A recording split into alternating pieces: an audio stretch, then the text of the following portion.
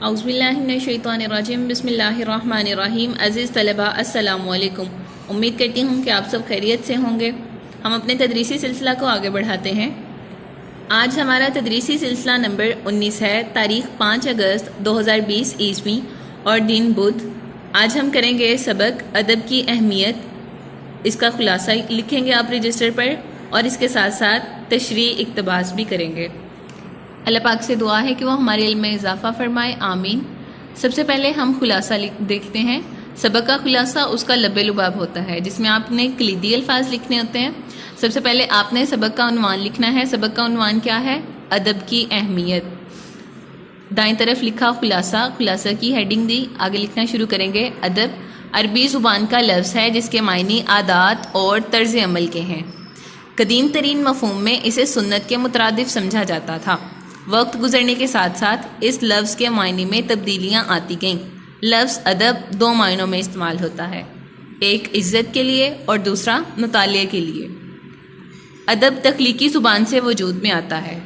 हर लिखी हुई चीज़ को मतन कहा जाता है, लेकिन हर तहरीर अदब नहीं होती। कुछ तहरीरें अदबी होती हैं और कुछ गैर अदबी। गैर अदबी कौन सी हैं? साइंसी, जुग्राफियाई और अखबारी ख़बरें वगैरह गैर अदबी तहरीरें हैं। अदब की दो इकसाम हैं, शायरी और नसर। अदब दरअसल मुआशरे का आईना होता है जिससे मुआशरे का असल चेहरा हमारे सामने आता है। अदब का मुताला अच्छे और बुरे में तमीज़ करना सिखाता है। मुआशरे की अच्छी और बुरी अक़दार को परखने में मदद देता है। अक़दार यानी कदरें, मुआशरे की जितनी भी कदरें हैं उनका जायज़ा लेने में अदब हमारी मदद करता है। साइंसी उलूम नई नई इजादात और दरियाफ्तें तो करते हैं, लेकिन ज़िंदगी गुजारने के आदाब मुहैया नहीं करते। अदब के मुताला से हम खैर व शर में तमीज़ करने के अहल होते हैं। अगर अदब ना होता तो मुआशरा महज मशीन बनकर रह जाता। अदब इंसानी मुआशरे को इंसानियत से करीब तर रखता है। अगर मुआशरा अदब से रूगर्दानी करे तो इसके लिए ज़िंदगी गुजारना मुश्किल हो जाएगा। आपने सबक का खुलासा लिखते हुए इसमें कलीदी अल्फाज का इस्तेमाल करना है और ये बात भी जहन में रखनी है कि हमने अल्फाज अपने लिखने हैं, लेकिन ख़यालात हमने मुसन्निफ़ के लिखने हैं। ख़यालात हम वही लिखेंगे जो सबक में बयान कर दिए गए हैं, लेकिन उसको हम अपने अल्फाज में बयान करेंगे। और खुलासा लिखते हुए वजाहत में ना जाया करें अल्फाज की, बल्कि उसको आसान लफ्ज़ों में मुख्तसर और जामिया करके लिखा करें। उम्मीद करती हूँ कि आप ये खुलासा अच्छी तरह याद करेंगे और अपने रजिस्टर पर लिखेंगे।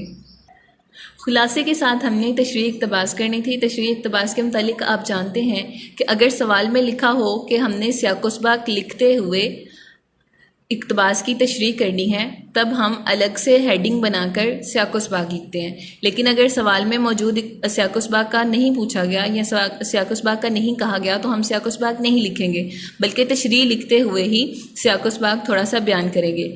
अलग से हेडिंग नहीं बनाएंगे अगर सवाल में नहीं लिखा हुआ तो।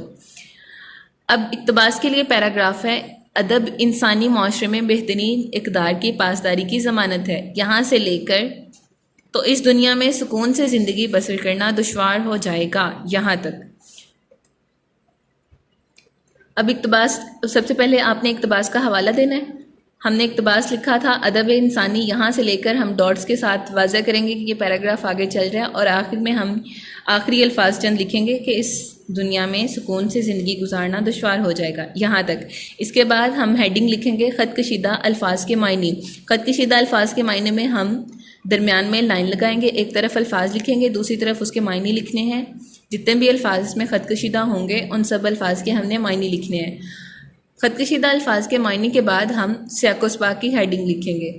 सियाक़-व-सबाक़ की हेडिंग उसी सूरत में लिखनी है जब हमें सवाल में कहा गया। अगर सवाल में नहीं कहा गया तो हम सियाक़-व-सबाक़ की हेडिंग अलग से नहीं लिखेंगे। सियाक़-व-सबाक़ में हम क्या लिखेंगे? सियाक़-व-सबाक़ कहते हैं पैराग्राफ से पहले वाला हिस्सा और पैराग्राफ के बाद वाला हिस्सा, जिसको हम उस पैराग्राफ से मुंसलिक करके लिखना होता है। अब ये पैराग्राफ चूँकि सबक के आखिर से लिया गया है, ये आखिरी पैराग्राफ है, इसलिए हम इस पैराग्राफ का अव्वल हिस्सा जो है वो तहरीर करेंगे। वो इस तरह कि हमने पहले अदब का मायने लिखना है कि अदब किस ज़ुबान से था और इसके मायने क्या हैं वो लिखे। इसके बाद अदब की इकसाम और इसके साथ साथ हमने अदबी और गैर अदबी तहरीरों की थोड़ी सी वजाहत करनी है। उसके बाद हम तशरीह की हेडिंग देंगे और तशरीह लिखना शुरू करेंगे। तशरीह में आप अल्फाज के मायने इस्तेमाल करेंगे। जो अल्फाज पैराग्राफ में हैं वही अल्फाज नहीं लिखने, बल्कि इनके मुतशाबह अल्फाज या इनके मुतरादिफ अल्फाज का इस्तेमाल करना है।